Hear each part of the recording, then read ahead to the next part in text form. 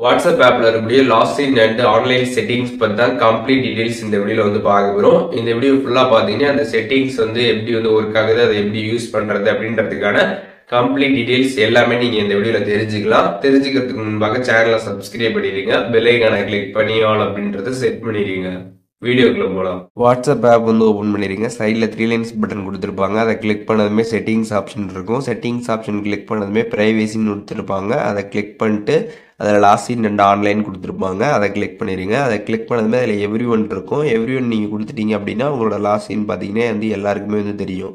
My contacts கொடுத்துட்டிங்கன்னா உங்களோட கான்டாக்ட்ஸ்க்கு மட்டும் பார்த்தீங்கன்னா உங்களோட லாஸ்ட் பார்த்தீங்கன்னா வந்து தெரியும். அதுக்கப்புறம் மை கான்டாக்ட் எக்ஸப்ட்னு கொடுத்துருப்பாங்க. அதை நீங்கள் கிளிக் பண்ணிட்டீங்க அப்படின்னா உங்களோட வாட்ஸ்அப் கான்டாக்ட்ஸ் எல்லாமே வந்து ஷோ ஆகும். அதில் வந்து யார் யாருக்கெல்லாம் உங்களோட லாஸ்ட் வந்து தெரியக்கூடாதுன்னு நினைக்கிறீங்களோ அவங்க எல்லாத்தையுமே நீங்கள் வந்து ஹைட் பண்ணிடணும்.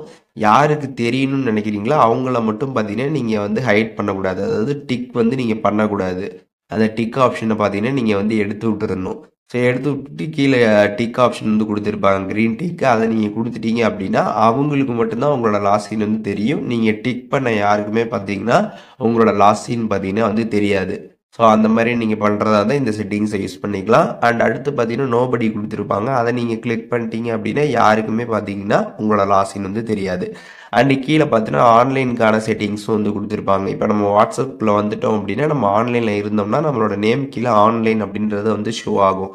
அந்த மாதிரி ஷோ ஆகிறது பார்த்தீங்கன்னா வந்து எல்லாருக்குமே தெரியணும் அப்படின்னு நினச்சிங்கன்னா எவ்ரி ஒன் அப்படின்றத நீங்கள் கொடுத்துர்லாம். அப்படி இல்லை லாஸ்ட் சீனில் என்ன செட்டிங்ஸ் நான் வந்து கொடுத்தனோ அதே செட்டிங்ஸ் வந்து இதுக்கும் அப்ளை ஆகணும் அப்படின்னு நினச்சிங்கன்னா சேம் அஸ் லாஸ்ட் சீன் அப்படின்ற அந்த ஆப்ஷன் நீங்கள் கிளிக் பண்ணிட்டீங்கன்னா அதில் என்ன செட்டிங்ஸ் கொடுத்தீங்களோ அதே செட்டிங்ஸ் பார்த்தீங்கன்னா இதில் வந்து அப்ளை வந்து ஆகிடும். ஸோ இப்போ இந்த வீடியோ மூலியமாக லாஸ்ட் அண்ட் ஆன்லைன் செட்டிங்ஸ் பற்றி டீட்டெயிலாக தெரிஞ்சிருப்பீங்கன்னு நினைக்கிறேன். இதில் எதுவும் உங்களுக்கு டவுட் இருந்துச்சுன்னா கண்டிப்பாக கமெண்ட்ஸில் மென்ஷன் பண்ணுங்கள், நான் எல்லாருக்கும் ரிப்ளை பண்ணுறேன். அண்ட் மெயினாக ஒரு விஷயம் நீங்கள் தெரிஞ்சுக்க வேண்டியது என்ன அப்படின்னு பார்த்தீங்கன்னா, இப்போ நீங்கள் வாட்ஸ்அப்பில் லாஸ்ட் வந்து ஹைடு வந்து பண்ணிட்டீங்க அப்படின்னா மற்றவங்களோட ஸ்டேட்டஸும் பார்த்தீங்கன்னா நீங்கள் வந்து பார்க்க முடியாது. நீங்கள் ஹைட் பண்ணிட்டீங்கன்னா மற்றவங்களோடையும் பார்க்க முடியாது. அதையும் நீங்கள் வந்து தெரிஞ்சுக்கோங்க. இப்போ எக்ஸாம்பிள் வந்துட்டு நீங்கள் நோபடி அப்படின்னு கொடுத்துட்டீங்கன்னா யாரோட ஸ்டேட்டஸுமே வந்து நீங்கள் பார்க்க முடியாது. உங்களோட ஸ்டேட்டஸும் பார்த்தீங்கன்னா யாரும் வந்து பார்க்க முடியாது. அதே வந்து மை கான்டாக்ட் எக்ஸப்டில் நீங்கள் வந்து ஒரு பர்சனுக்கு மட்டும் உங்களோட லாஸ்ட் தெரிகிற மாதிரி நீங்கள் வச்சுருந்தீங்க அப்படின்னா அந்த ஒரு பர்சன் மட்டும்தான் உங்களோட லாஸ்ட் வந்து பார்க்க முடியும். நீங்களும் பார்த்தீங்கன்னா அவங்களோட பார்க்க முடியும். மற்றபடி வேறு யாரோடதையும் பார்த்தீங்கன்னா நீங்கள் வந்து அந்த ஆன்லைன் ஆக்டிவிட்டீஸை வந்து பார்க்க முடியாது. ஸோ அதனால் அதையும் நீங்கள் வந்து தெரிஞ்சுக்கோங்க.